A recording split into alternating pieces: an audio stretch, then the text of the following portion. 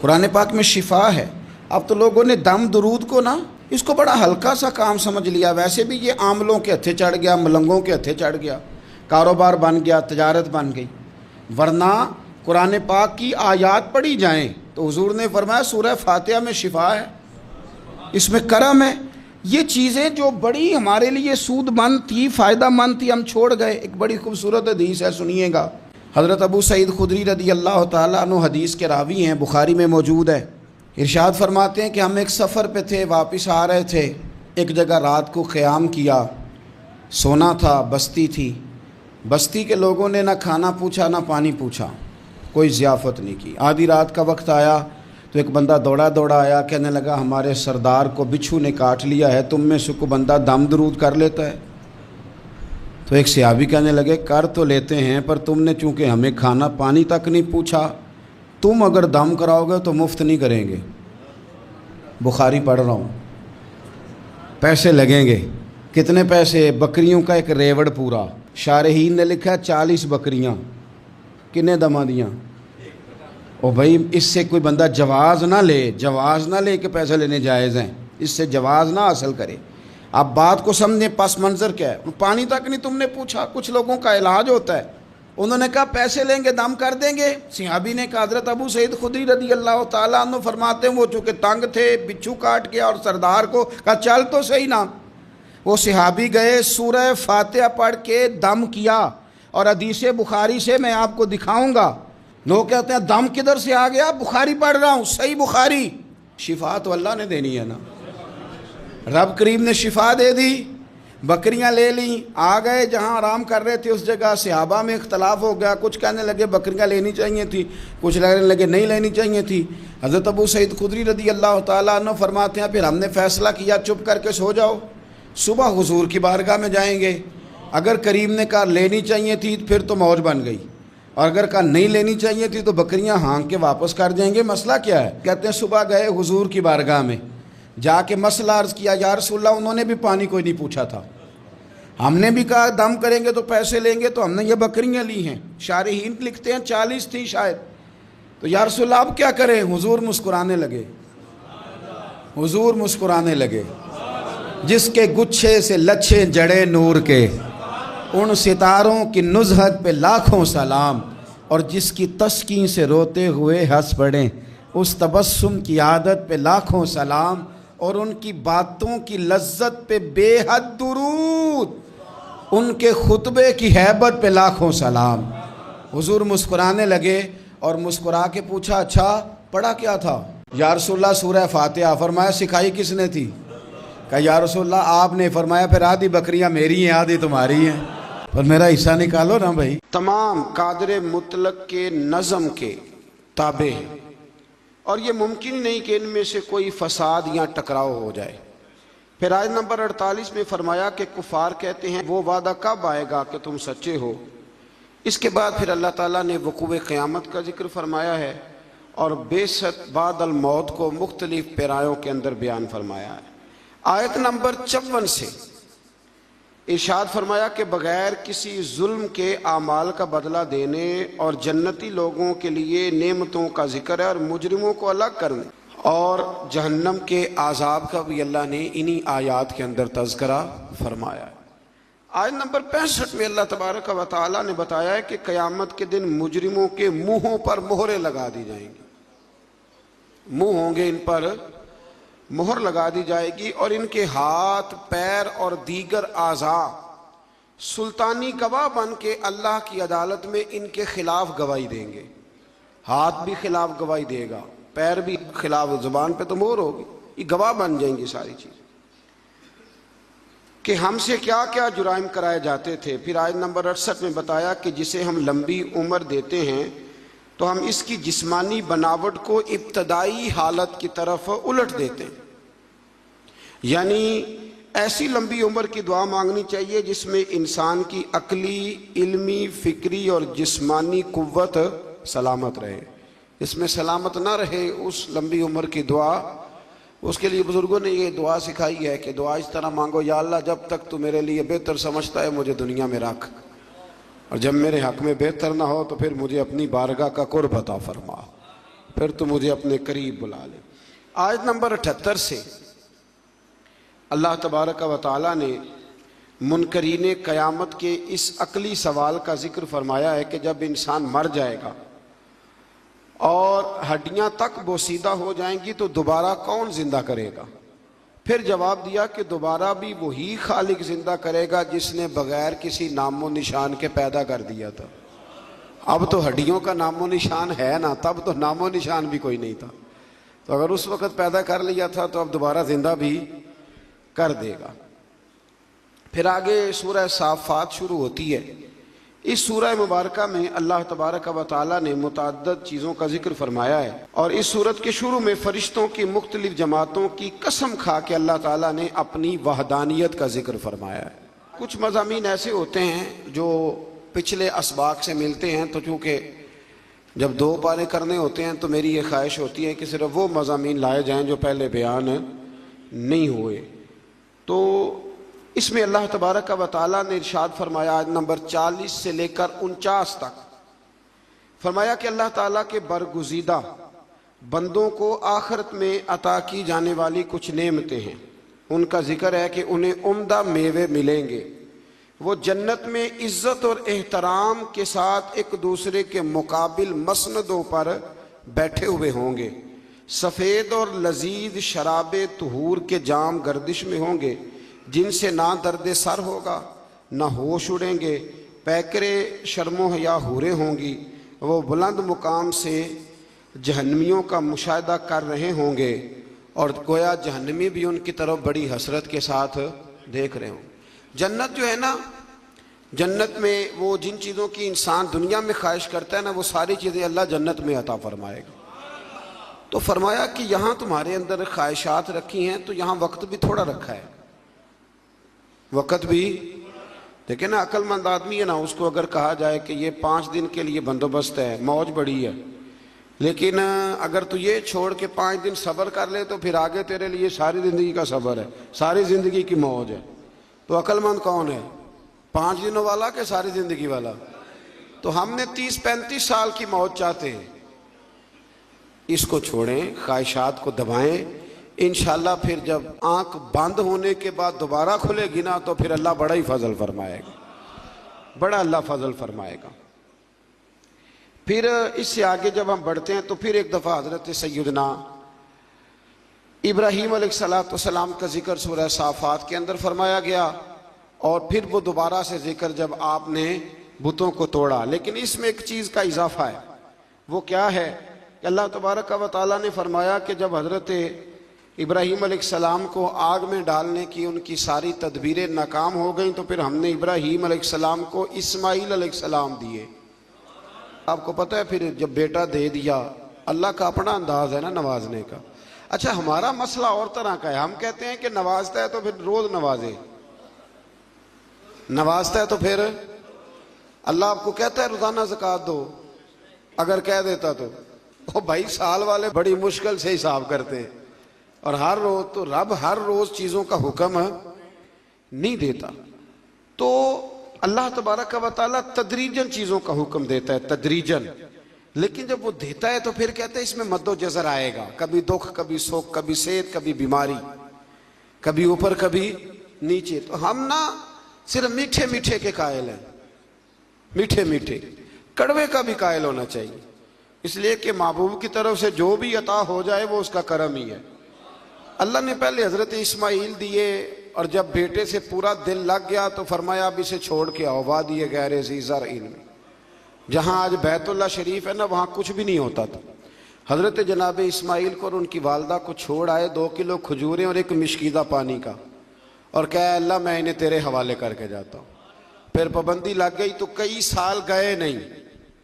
मुफस्सिरीन ने इख्तलाफ रिवायात 9 साल या 13 साल के हज़रत इस्माईल हुए तो गए, और जब गए तो जाते ही कहने लगे वो यहाँ जिक्र है। फरमाया कि बेटा मैंने ख्वाब देखी है, मैं तुम्हें ज़िबा कर रहा हूँ। फलम्मा बालगा मा उसाया, जब बेटा साथ चलने के काबिल हो गया ना तो कहने लगे बेटे मैंने ख्वाब देखी है अन्नी अज़बाहु का, मैं तुम्हें ज़िबा कर रहा हूँ। फंजुर माज़ा तरा, तो अपना इरादा बता। मैंने सूरह यूसुफ में भी अर्ज किया था कि सारी ज़िंदगी लोग माँ बेटे की मोहब्बत का जिक्र करते आए, पर कुरान मजीद ने ना 2 जगह बाप बेटे की मोहब्बत भी बड़ी खोल के बयान की है। ये बाप बेटे का रिश्ता बयान किया जा रहा है। बेटे अब तो बेटे ज़िबानी ना होते, अल्लाह ही खैर फरमाए।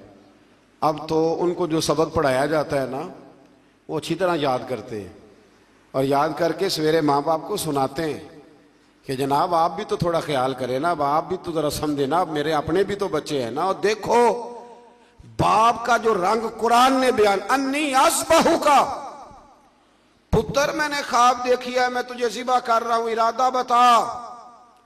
तो हजरत इस्माइल ने ये नहीं कहा कि चलो अब्बा जी ज़िबा कर दो, कहने लगे या अबतिफ अलमा तु उमर,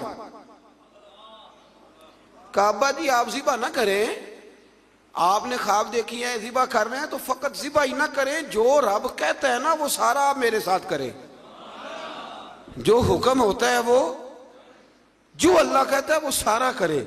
इसकी तफसीर में मुफस्सिरीन ने लिखा है कि गोया हजरत इस्माइल कह रहे थे कि अब्बा जी अगर अल्लाह कहता है ना ज़िबा करो तो आप ज़िबा करें, और अगर वो कहता है ना उसके बाद मेरे टुकड़े टुकड़े करें तो आप टुकड़े टुकड़े करें, और अगर वो कहता है ना फिर इसे जला दे तो आप जो रब कहता है ना आप वो सारा मेरे साथ सताजुदूनी इंशाअल्लाहु मिनस साबिरीन, मुझे आप इंशाअल्लाह सब्र करने वालों में से ही पाएंगे।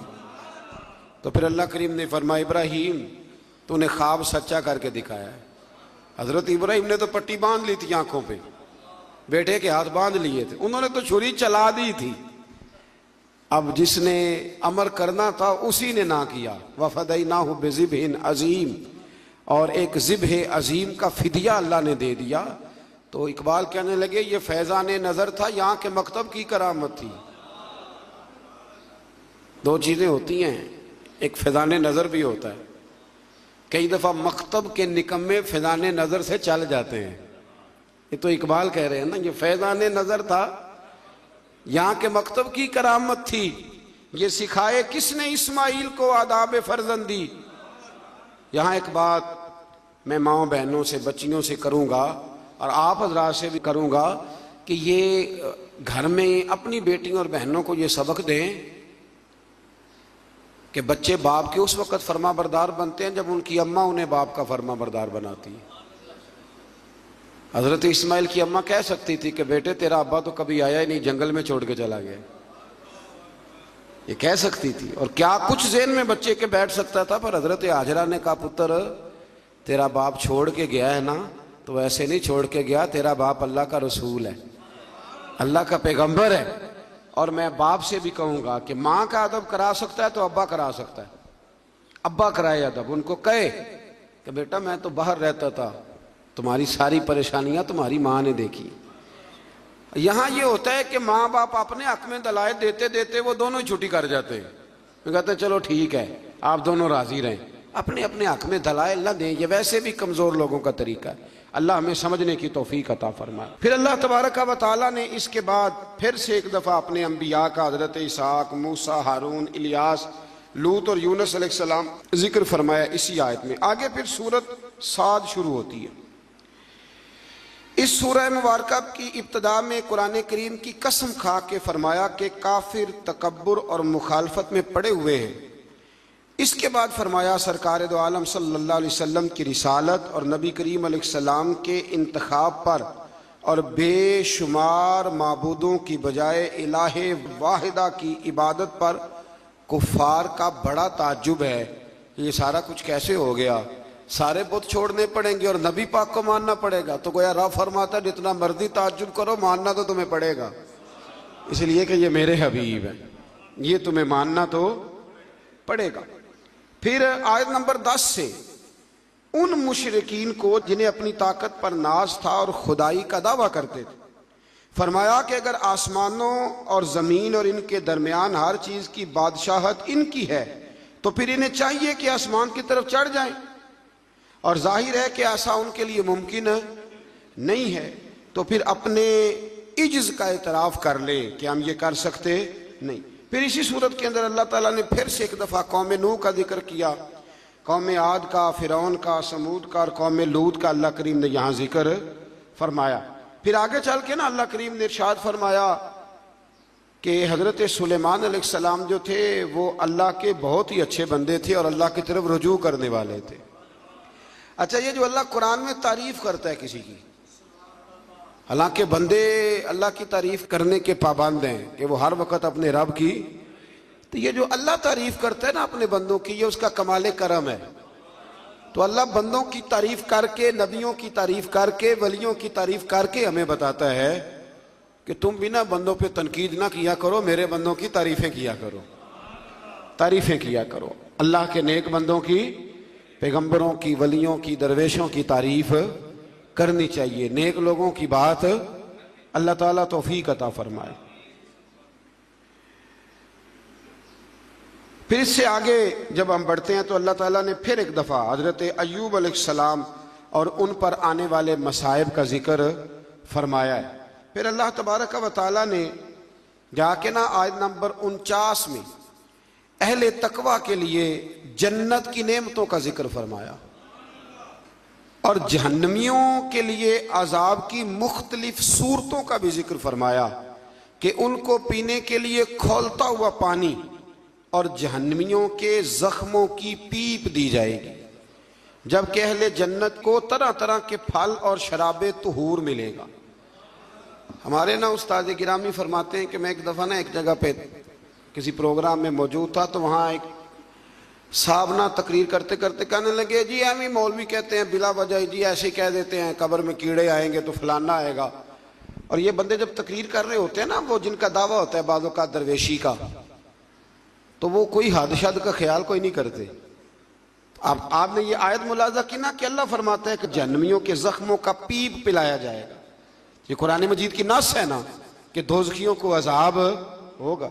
तो मौलाना ने कब्र का अजाब बयान किया तो एक साहब उठ के क्या, वो बाद में जो समझ लें कि जो आजकल बने हुए हैं ना दरवेश, वो कहने लगा जी मौलवी जो जिक्र करते हैं ना ये अपनी कब्र का करते हैं, दरवेशों की कब्र में बिच्छू नहीं आएंगे। तो फरमाते में उठ के खड़ा हो गया।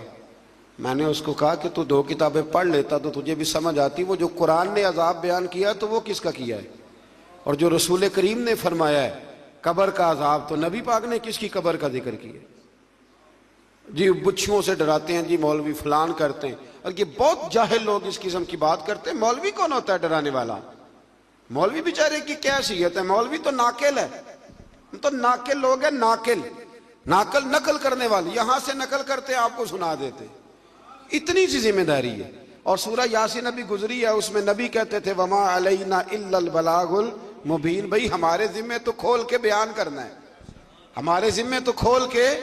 मैंने बड़े दिन पहले कहा था कि हमारी ड्यूटी मनवाने की नहीं बताने की है, हमारी आजान पढ़ने की ड्यूटी है, तलवार चलाने की ड्यूटी नहीं है। तो इसलिए ये जाहिलाना बात है कि जी अजाब का जिक्र ना करो तो जो नबी पाक ने किया है। हज़रत उस्मान गनी कब्र पे खड़े होते थे तो रो पड़ते थे। लोग कहते आप तो जन्नती हैं, तो हुजूर ने जन्नती कहा है तो रोते क्यों है? तो फरमाने लगे जिस महबूब ने मुझे जन्नती कहा है उन्होंने कहा है कब्र आखिरत की मंजिलों में से पहली मंजिल, इसकी तैयारी करो। और हुजूर पता है कब्र के बारे में क्या फरमाते? सहाबा कहते हैं जनाजे में हम नबी पाक अलैहिस्सलाम के साथ गए तो कब्र तैयार होने में देर थी। हुजूर एक साइड पे बैठ के जनाजा पढ़ के देर तक हुजूर अलैहिस्सलाम ने गर्दन मुबारक झुकाए रखी। हमारी ख्वाहिश थी कि चलो मौका मिल गया तो कोई मीठी प्यारी बात ही सुन ले, लेकिन हुजूर गर्दन झुकाए रहे। कहते हैं देर के बाद गर्दन उठाई तो आंखों में आंसू थे, और रो के हुजूर ने फरमाया, रो के फरमाया भाइयों दोस्तों कब्र की तैयारी कर लो, ये मामला बड़ा कठिन है। तो हुजूर तो रो के कहते हैं कब्र की तैयारी कर लो, और यहां लोग कहते हैं जी आप बिच्छुओं की बात सुना रहे हैं फलाने। ये तंज ना करें आप किसी पे भी, आप ख्याल करें और बचें उस वक्त से कि अल्लाह तबारक व तआला के सामने जब खड़े होना है, अल्लाह ताला सारी उम्मत पर अपना खास फजल फरमाए। फिर अल्लाह तबारक व तआला ने आयत नंबर 71 से आगे कमो बेश सारी सूरह मुबारका में ना फिर से हजरत आदम का वाकया जिक्र किया है। मैंने शुरू में अर्ज किया था ना कि गालिबन 7 जगह पे कुरान मजीद में हजरत आदम का वाकया आया है। फिर से आगे सूरह जुमर शुरू होती है, इसके अंदर भी अल्लाह तबारक व तआला ने बिल्कुल इसकी इब्तदा में हुक्म दिया कि दीन को अल्लाह के लिए खालिस करो, खालिस दीन, उसमें कोई मिलावट दीन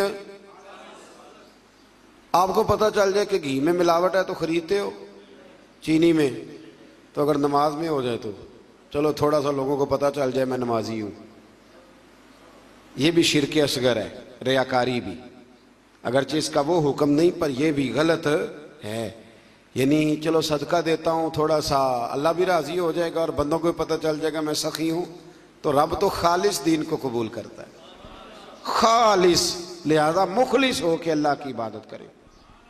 आयत नंबर 5 एक बार फिर अल्लाह ताला की कुदरत का जिक्र है कि उसने आसमानों और ज़मीनों को पैदा किया, गर्दिश लैलो नहार का निज़ाम बनाया, के लिए अपना अपना मदार और मंजिलें मुकर्रर की, तमाम इंसानों को एक जान यानी आदम अलैहिस्सलाम से पैदा किया। सबको किससे पैदा किया है? तो फिर सारे क्या हुए? भाई भाई हुए ना सारे। कहां से पैदा किया? बाप सबका, लेकिन अड़ जाते हैं बंदे। अब जट को बट कह के देखें, अब नाम तो ले जरा, नहीं इतना ऊंचा उड़ान हमारी हो गई है कि अल्लाह तबारक व तआला माफ करे कि वो पकड़ाई नहीं देती। ये कबीले तारुफ के लिए होते, तारुफ हो जाए, कोई ऊंचा छोटा बड़ा नहीं होता। नबी पाक सल्लल्लाहु अलैहि वसल्लम ने बड़ी वजाहत से कई जगह हमें ये बात समझाई है। फरमाया हर एक को हमने एक जान हजरत आदम से पैदा किया और उन्हीं से उनका जोड़ा पैदा किया, और वहीं से वही जो माँ के पेट में तय दर तय जुल्मतों में इंसानों की परवरिश फरमा देता है। ये सब उसकी कुदरत की निशानियां। आयत नंबर 7 में फरमाया कि अल्लाह ताला को किसी की नाशुक्री की कोई परवाह नहीं। हाँ, वो अपने बंदों के लिए नाशुक्री को नापसंद और शुक्र को पसंद फरमाता, बाकी उसे परवाह कोई नहीं कि तुम नाशुक्री करो। वो तुम्हारे शुक्र अदा करने का कोई ख्वाहिशमंद, हाँ पसंद जरूर करता है, पर उसे कोई मोहताजी न करोगे तो नुकसान उठाओगे।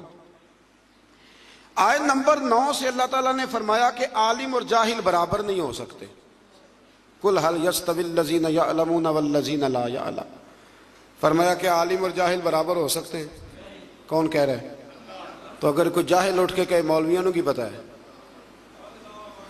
और अल्लाह ताला खैर करे 2-3 जगहों पे तो जाहिलों के बड़े ही डेरे हैं, एक हुक्मरानों के गिर्द, एक दरबारों के गिर्द। बल्कि मैं अक्सर कहता हूं जितना बड़ा जाहिल हो ना उतना बड़ा पीर होता है। बड़ी जिम्मेदारी से कह रहा हूं आप, क्योंकि आलिम ने थोड़ा बहुत सोचना है कोई बात करते वक्त, क्योंकि उसे पता है कि ये शरीयत की हद है, ये कैद है। तो जाहिल ने तो कुछ भी नहीं ना सोचना। तो जाहिलों की करामतें बेशुमार, इधर भी करामत उधर भी करामत, ये भी कर दिया वो भी कर दिया। और जाहिल की एक बहुत बड़ी अलामत है कि वो हमेशा इल्म की मुखालफत करेगा, पक्की बात है, क्योंकि खुद जाहिल है, लिहाजा इल्म की हमेशा। बहुत सारे ऐसे पीर हैं लोगों के कि जो ना उनका निकाह पढ़ा सकते हैं ना जनाजा पढ़ा सकते हैं। यानी पीर ऐसा ना खुशी में शरीक हो सकता है लेकिन पीर है। अजीब बात है ना कि तुम्हें निकाह का मसला आलिम बताए, तलाक का मसला, यानी तुम्हारे बेटे के पैदा होने से लेकर तुम्हारे बच्चे के निकाह से लेकर और तुम्हारे माज़अल्लाह मरने और जनाजे तक सारी ड्यूटी आलिम करता है। और वो मोटरसाइकिल खरीद लेना तो सारे गांव को मुसीबत पड़ जाती है कि इसने कहां से ले ली है, सवाल जवाब करते। और पीर का बेटा मुतलक जाहिल होता है, मुतलक। बहुत सारे ऐसे पीर हैं जो दुआ नहीं मांग सकते स्पीकर के आगे। लेकिन क्या किया जाए कौम का, कैसे समझाया जाए, कौन सा ऐसा दरूद पढ़ा जाए? तवीज़ लिखते जा रहे हैं, तवीज़ लिखते जा रहे हैं, और वो भी नहीं लिखने आते हैं, फोटो कापियां करा लिए, मोहरें बनवा ली। कुछ खुदा का खौफ करें, कुछ थोड़ा सा ख्याल करें। पीर के लिए पहली शर्त यह है कि उसे खुद तो रास्ते का पता हो कहाँ जाना है। इस ड्राइवर को खुद नहीं पता, वो आपको लाहौर कैसे पहुंचाएगा? तो उसको खुद तो पता हो। बां जिल्मो जो करे फकीरी, वो काफिर मरे दीवाना हो।